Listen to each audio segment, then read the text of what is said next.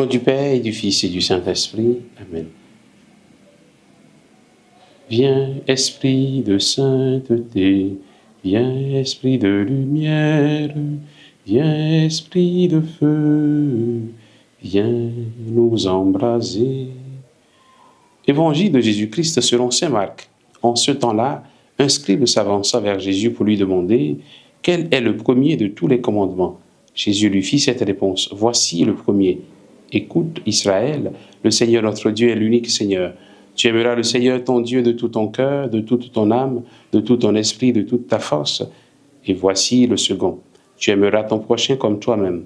Il n'y a pas de commandement plus grand que cela. » Le scribe reprit « Fort bien, maître, tu as dit vrai. Dieu est l'unique, et il n'y en a pas d'autre que lui. L'aimer de tout son cœur, de toute son intelligence, de toute sa force, et aimer son prochain comme soi-même, vaut mieux que toute offrande d'holocauste et de sacrifice. » Jésus, voyant qu'il avait fait une remarque judicieuse, lui dit « Tu n'es pas loin du royaume de Dieu. » Et personne n'osait plus l'interroger. Acclamons la parole de Dieu. Louange à toi, Seigneur Jésus.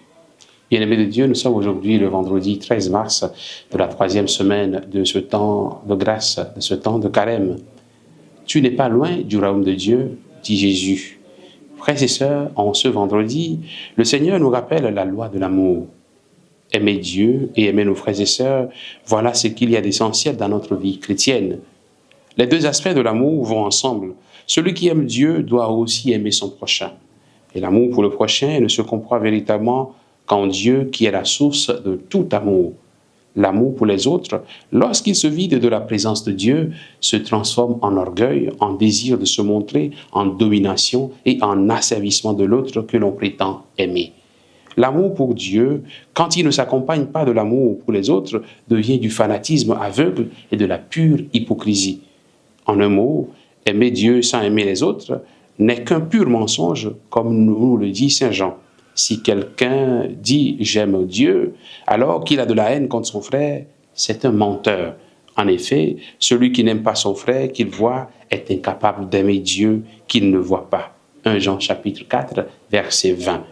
L'amour pour Dieu, frères et sœurs, se manifeste dans l'amour de sa loi et de sa parole.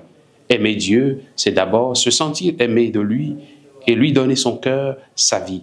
C'est aussi aimer tout ce qui parle de Dieu. Aimer son prochain, c'est dire des paroles et poser des actes pour le bien des autres. C'est offrir un sourire, c'est tendre la main à celui qui est faible, c'est partager avec celui qui est dans le besoin, c'est dire des paroles valorisantes, c'est pardonner les offenses des autres, c'est prendre soin de ceux qui sont affaiblis par la maladie ou par les blessures de la vie, c'est prendre des nouvelles d'un proche qu'on a vu il y a un bout de temps, c'est visiter quelqu'un qui est dans le besoin, qui est malade, qui est en prison, etc. Pensons donc à faire le bien aux autres en présence de Dieu. Trouvons du temps, frères et sœurs, pour Dieu, sans nous dérober de nos devoirs envers nos frères et sœurs. Que le Seigneur nous fasse grandir dans l'amour de sa loi, qu'il nous fasse grandir dans l'amour pour lui et pour nos frères et sœurs. Au nom du Père et du Fils et du Saint-Esprit.